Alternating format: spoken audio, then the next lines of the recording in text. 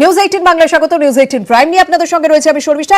Prime news বলতে গেলে এখন মহারাষ্ট্রে মহাসংকট, কারণ এই মুহূর্তে মহারাষ্ট্রের পরিস্থিতি কোন জায়গায় রয়েছে তা অনেকেই বোঝার চেষ্টা করছেন, কারণ পরিস্থিতি সমাধিতে ইতিমধ্যে শিবসেনা কংগ্রেস এনসিপি বৈঠক হয়ে গিয়েছে এবং যেহেতু উদ্ধব ঠাকরে তিনি করোনা আক্রান্ত, তাই ভার্চুয়ালি বৈঠক সারেন শরদ পাওয়ার, উদ্ধব ঠাকরে।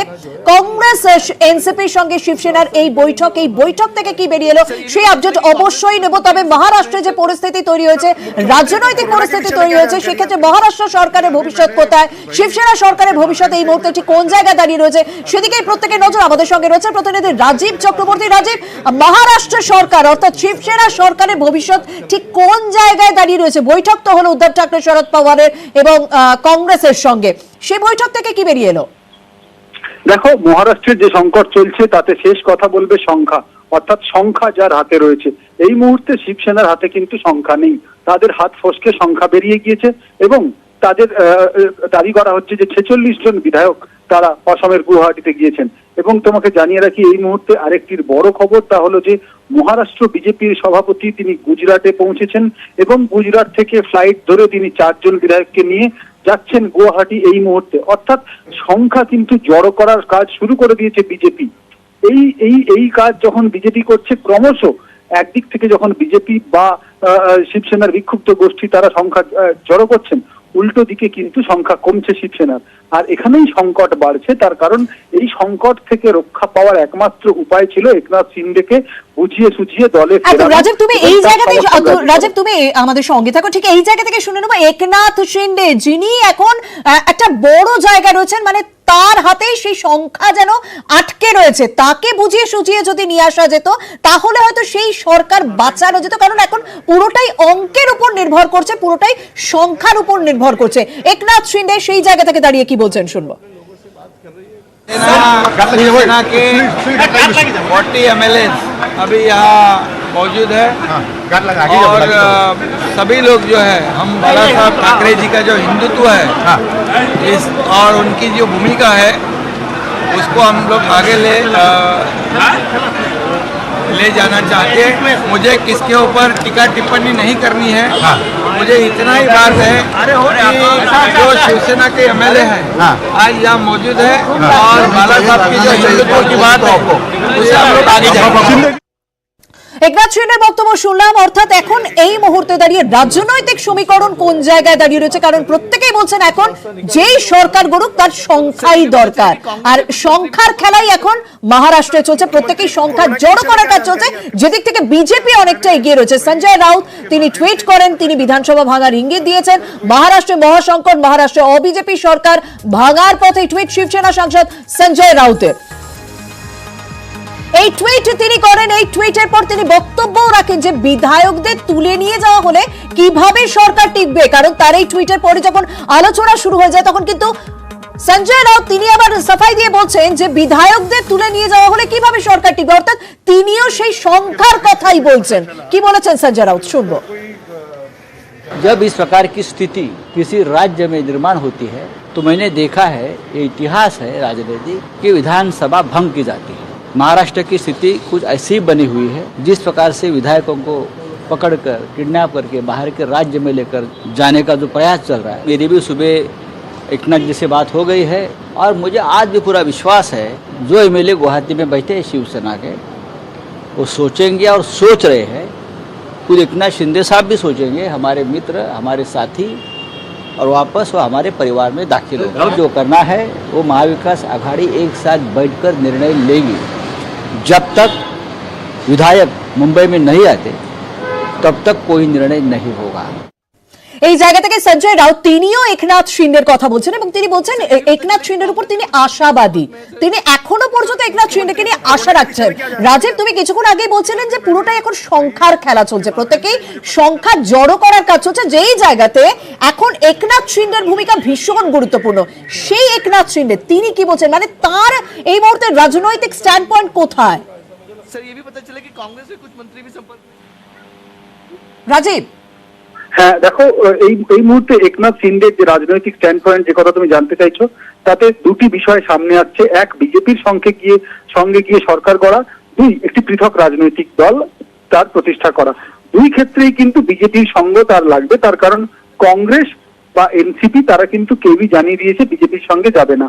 আর শিবসেনার কার্যত ভেঙে গিয়েছে শিবসেনা, তার কারণ শিবসেনার 55 জন বিধায়ক ছিল, সেক্ষেত্রে যদি 46 জন শিন্ডের সঙ্গে থাকে, একনাথ শিন্ডের সঙ্গে, সেক্ষেত্রে বলা যেতেই পারে যে শিবসেনা কার্যত ভেঙে গিয়েছে, কার্যত উদ্ধব ঠাকরের হাত থেকে বেরিয়ে গিয়েছে শিবসেনা, এই কথাটা বলা যেতেই পারে যদি একনাথ শিন্ডের দাবি সত্যি হয়। সেক্ষেত্রে কিন্তু একনাথ শিন্ডে এখন স্টিয়ারিং তার হাতেই, মহারাষ্ট্র কোন দিকে এগোবে, মহারাষ্ট্র কোন দিকে এগোবে সেদিকে তো নজর থাকছে। রাজীব, একটা বিষয় পরিষ্কার হতে চাইবো যে এই পরিস্থিতি তৈরি হলো কেন, হঠাৎ শিবসেনা এরকম ভাঙার পরিস্থিতি তৈরি হলো কেন? দেখো, এই ভাঙার পরিস্থিতির পেছনে থাকে রাজনৈতিক ক্ষমতার লোভ এবং অবশ্যই সরকার ভেঙে ফেলার চক্রান্ত। যখনই কোন একটি সরকার গঠন হয়, সে যেখানেই হোক, কেন্দ্রে রাজ্যে যেখানেই হোক, বিরোধী পক্ষ অনবরতই চেষ্টা করতে থাকে সেই সরকারকে দুর্বল করার। মহারাষ্ট্রেও একই প্রক্রিয়া চলেছে। রাজনৈতিক বিশেষজ্ঞ তাদের বেশিরভাগ অংশই মনে করছে যে মহারাষ্ট্রে যখনই, এর আগে আমরা জানি যে যখন শিবসেনা, কংগ্রেস এবং এনসিপি তিনজনের সরকার করে, সেই পথটাও কিন্তু সহজ ছিল না, তখনও কিন্তু একইভাবে তুমুল একটি ঝড় বয়ে গিয়েছিল মহারাষ্ট্রের উপর দিয়ে। রাজীব, সেই জায়গাতে মানে মহারাষ্ট্রে যখন সরকার গঠন হয়েছিল সেটাও একটা নাটকীয় ভাবে সরকার গঠন, তারপরেও যে বিজেপি আশা ছাড়েনি, সেটা কি বর্তমানে ঘটনাটাকে প্রমাণ করছে যে সেই সময় থেকে বিজেপি লাগাতার লেগে আছে কিভাবে শিবসেনা জোটের এই সরকার ভেঙে নিজেদের সরকার প্রতিষ্ঠা করে, আর সেখানে একনাথ শিন্ডে তিনি একটা রাজনৈতিক অস্ত্র বলা যেতে পারে। একদমই তাই। দেখো, শিবসেনাকে ভেঙে দেওয়াটা কোনো ছোটখাটো কাজ নয়, এবং 2 জন 4 জন 10 জন বিধায়ক নয়, 46 জন বিধায়ক একটি দলের, তারা যদি রাতারাতি উড়ে চলে যান অন্য রাজ্যে এবং সেখান থেকে কার্যত কোট আনকোট, আমি বলতে পারি কোট আনকোট ব্ল্যাকমেল করে সরকারকে, সেক্ষেত্রে এই বিষয়টা মোটেই ছোট নয়, বড়, মস্ত বড়। এবং মহারাষ্ট্র, সেখানে বাণিজ্য নগরী বলা হয়, মহারাষ্ট্রের সরকারের দিকে সবার নজর থাকে, আর সেই সরকার ভেঙে দিতে কার্যত দেখা যাচ্ছে এখনো পর্যন্ত কিন্তু ভেঙে যাওয়ার পথে। বাণিজ্য নগরীর সরকার এখন কোন দিকে ঝোঁকে সেই দিকেই প্রত্যেকের নজর রয়েছে, এবং সংখ্যা জড়ো করার যখন খেলা চলছে তখন একটা সংখ্যা সেখানে ভীষণ গুরুত্বপূর্ণ হয়ে দাঁড়াচ্ছে, 46। যে 46 জন বিধায়ককে নিয়ে একনাথ শিন্ডে চলে গিয়েছেন, সেই কথাই বারবার উঠে আসে। একনাথ শিন্ডে, তার কাছেই প্রশ্ন করা হয়েছিল যে এখন বর্তমানে তার হাতে কতজন বিধায়ক রয়েছেন, শুনবো কি বলছেন। हम लोग बाला साहब के शिव सैनिक है जी सर, और हम लोग उनकी हिंदुत्व की लाइन फॉलो कर रहे हैं। शिंदे साहब, कितने विधायक आपके पास है और कितना नंबर से आपके पास इस समय सर? हाँ, मेरे साथ में अभी 46 लोग हैं। हम लोग बाला साहब के शिव सैनिक है जी सर, और हम लोग उनकी हिंदुत्व की लाइन फॉलो कर रहे हैं। शिंदे साहब, कितने विधायक आपके पास है और कितना नंबर से आपके पास इस समय सर? हाँ, मेरे साथ में अभी 46 लोग हैं। অর্থাৎ 46 জন বিধায়কই এখন একনাথ শিন্ডের সঙ্গে রয়েছেন বলে একনাথ শিন্ডে তিনি দাবি করছেন। তবে শিবসেনার আরো একজন বিধায়ক নিতেন রাউত, অর্থাৎ উদ্ধব ঠাকরে সম্পর্কে তার কি বক্তব্য, মানে উদ্ধব ঠাকরের এই মুহূর্তে কোনো কি সমস্যা তৈরি হবে? আরো একজন বিধায়ক নিতেন রাউত কি বলছেন শুনবো। हालात तो पूरी तरह कंट्रोल में है।